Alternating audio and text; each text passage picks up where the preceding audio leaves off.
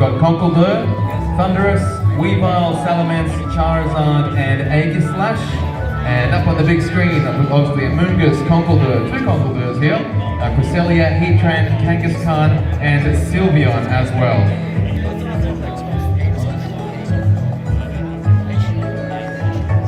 Alright, we got Mustafaa, player 1, and Lee, player 2.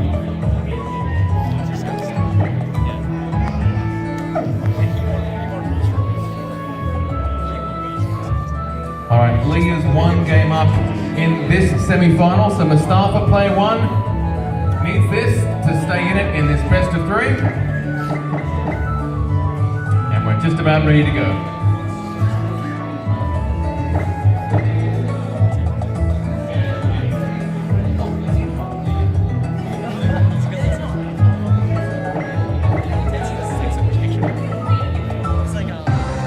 Alright everybody, and we are back in this game 2 of the second semi-final here. We have Kenny Leon-Hui against Mustafaa in the second semi-finals. Kenny actually did take game 1 of the set, I believe, and so now he just has to win one more time to earn a place in the finals as well as a trip to Australian Nationals. Mustafaa, of course, is going to look to deny that and pull a game back and force a game 3. Right off the bat, Mustafaa leads with Conkeldurr and Salamence, and Kenny leads with Kanga and Sylveon. What do you think about this matchup at this point, Chang? We've definitely seen in the previous semifinal that Conkeldurr, fighting types in general, Conkeldurr included, do get access to Wide Guard, which can block spread moves such as Sylveon's Hyper Voice in this case.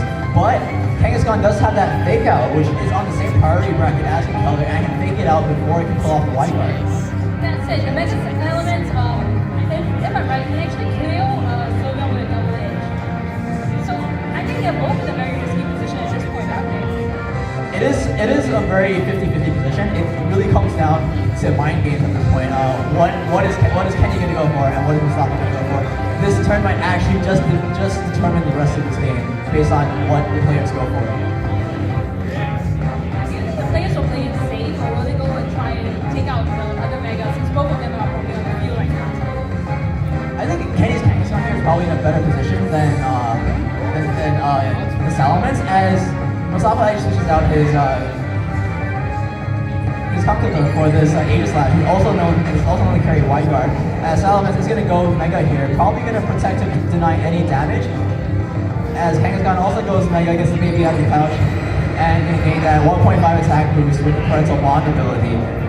Kangaskhan has been intimidated by that Salamence though, so his attacking presence is going to be reduced, as Salamence does protect you, not wanting to take any potential Hyper Voice from this Sylveon. As Fake Out does come out on the Salamence, and Hyper Voice does do a bit, it's going to do a bit of chip damage to his Aegislash, but being very bulky and Steel type, as you can see, takes almost nothing from this pixelated boosted Hyper Voice. That was a very brilliant switch of attack from Mustafaa right there, because he turned a situation where he had to take a risk to get his momentum, and now he has all the momentum in the game with the Kangaskhan being intimidated and Sylveon being threatened by both the Salamence and the Aegislash. Definitely a really good switch from Mustafaa here. Puts himself in a very commanding position. Aegislash is freeze, he used Wide Guard as Kenny is forced to switch out his Sylveon here before into his Cresselia. Predicting as Aegislash does go for the Wide Guard to block any potential Hyper Voices, but Kenny's not going to fall for that. As Salamence does go for the Dragon Dance. That Dragon Dance might be huge, gaining a +1 boost in his attack and its speed. As Kangaskhan does go for that return onto Kangaskhan, but with the minus on the Salamence, but with that -1, but the critical hit is gonna do quite a good amount of damage to the Salamence right here, putting it within Sucker Punch range. But we have seen the Dragon Dance, so Kenny cannot let the Salamence get too many Dragon Dances up before it gets, too scary. And will it even kill? I mean, the Kangaskhan is intimidated at this point, and the Aegislash is trying to get Cresselia, which makes it kind of iffy for Kenny at this point. Kenny's position definitely still is inferior to Mustafaa's here. Mustafaa's turn 1 play has put him in a very good lead in terms of momentum and position. But Kenny is making his best plays possible to claw his way back into this match. Cresselia now coming out in the field does take damage from both this Salamence and this Skate Slash, but it also is known to carry super ice beams and support moves such as Thunder Wave or Trick Move to control the speed for Kenny's fire. In fact, if Kenny has Trick Move here, that Salamance's Dragon Dance, the speed might actually turn against it. But if he does have the Trick Move, it's not the best option to go for here, considering that Aim Slash is also a very slow Pokemon and would actually benefit from Trick Move going up, being able to strike first with very powerful Shadow Ball and Flash Cannon moves. That said, the rest of Kenny's team that we have written down here actually is quite slow, like his Amoonguss and his Heatran. So maybe he might just go for the Trick Move and then probably switch up to absorb his attack, and maybe stop scoring it. Amoonguss would be a decent switch in if not for the Salamence sitting on the field right now. So as Hang-san does go straight for the Sucker Punch onto the Aegis Slash, -1, not going to do a lot of damage, doesn't activate the weakness policy, you're going to double Aegis Slash's special attack and attack here. And -1, Sucker Punch is not going to be enough. As Salamence goes for return, +1 boost return, you're going to take out the Kangaskhan in one hit. As Cresselia here, what's Cresselia going to go for? Aegis Slash actually outspeeding Cresselia here and going to go for a +2 Shadow Ball onto Cresselia. Can Cresselia take the 4-time Super High Fighter? It can! And it goes for the Trick Move! What a bulky Cresselia that is to survive a +2 weakness policy uses Shadow Ball and set up the Trick Move here. And suddenly Salamance's Dragon Dance, like you said, Wyden, is putting it in a very bad position. And the Amoonguss comes out to play. Well, that was very curious because the Aegis Slash has Shadow Sneak and Cresselia is out of the picture, and that Salamence is still capable of tracking the Amoonguss if the Amoonguss decides to Spore or the Aegis Slash instead. Amoonguss here with the Trick Move setup is free to get off a Spore before anything else on the field can move, and Aegis Slash's King Shield, which blocks any attacks that do damage, does not block any damage, does not do damage, just like Amoonguss' Spore or Thundurus' Thunder Wave, and therefore Amoonguss is pretty much free to get a Spore off on his Aegis Slash here, as Cresselia is probably going to try to knock out the Salamence with an Ice Beam. The one thing that could probably change this is if the Aegis Slash uses Shadow Sneak, but obviously it doesn't. It doesn't even go back to its shield form, so it takes a Spore, and probably Cresselia's going to go for the Ice Beam to take out the Salamence this turn. Actually, a really good play by Mustafaa here to attack with the Aegis Slash.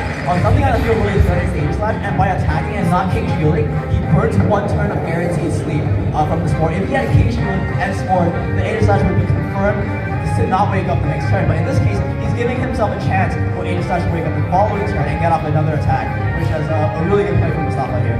But we're going to have to see what he sends in. He can try to salvage the situation under Trick Move. I have a feeling it might actually be Compeller, but let's just wait and see. If we look at Mustafaa's team here, Compeller is one of the slower Pokemon on the team and could be brought to face off against Kenny's Trick Move mode. As he actually does bring the Thundurus with that Prankster ability, you're going to be able to fire off status moves with a +1 priority and deny Amoonguss the ability to get off another potential Spore here. But with Sleepy Aegis Slash is now down to possibly Cresselia to attack, and it's kind of going to be a bit iffy. Cresselia has shown the Ice Beam, which although Cresselia isn't the most offensive Pokemon, still is going to get some good damage off on this Thundurus, but Kenny needs to make use of his Trick Move turn properly here if he doesn't want them to go to waste. Yeah, such as it is right now, both Cresselia and Amoonguss don't really have a lot of offensive pressure. So what he's lacking here is the ability to take out his Pokemon, even though he can somewhat put them to sleep. Speaking of the lack of offensive pressure, Thundurus here is actually a really good Pokemon to have when your opponent does not have offensive pressure because it can spread status moves like Thunder Wave, Taunt, and Swagger. As Kenny brings back his Sylveon into the game, trying to get all that, trying to increase his offensive presence on the field. As Aegis Slash is going to King Shield, and Amoonguss goes for the Sludge Bomb. No Spore coming out, and gets the poison onto Thundurus as Hidden Power does come out from this Thundurus. Not going for the Taunt furiously onto this Amoonguss, as the poison is going to take away slowly at Thundurus' health.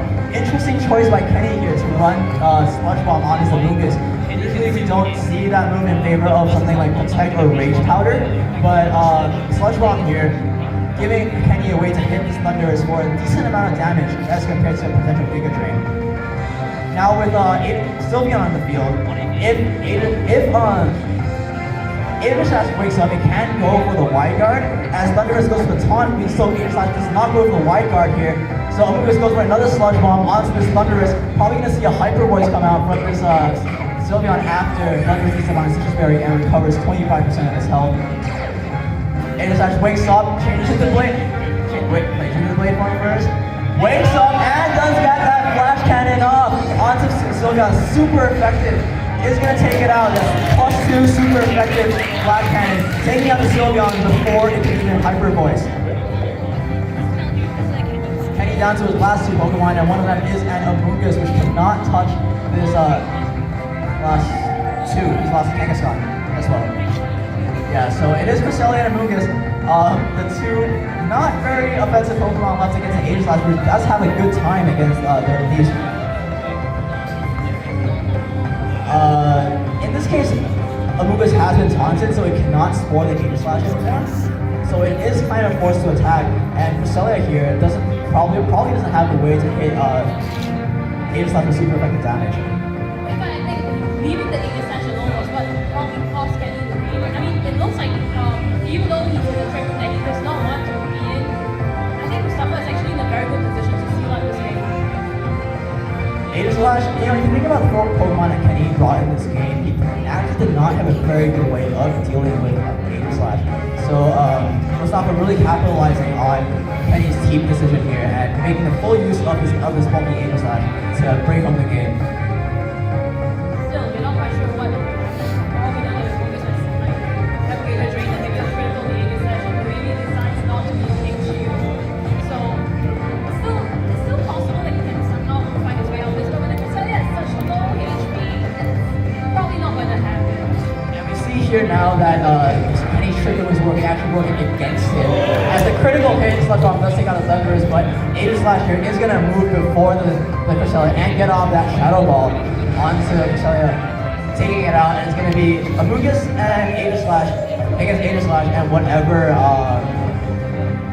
and the Conkeldurr that we've seen the last Pokemon from Mustafaa. Yes, he led with it actually. Conkeldurr known to have that Ice Punch move, which Amoonguss does not like to deal with. But Amoonguss here probably isn't going to be enough to take down both Aegislash and Conk, despite how bulky it is. That said, Aegislash is already still at +2, so yeah. Kenny sees no point in continuing, he decides to forfeit, and we are going to move on to game 3 after this. I have to say, really well played by Mustafaa there, once again capitalizing on the Aegislash. Now that Kenny knows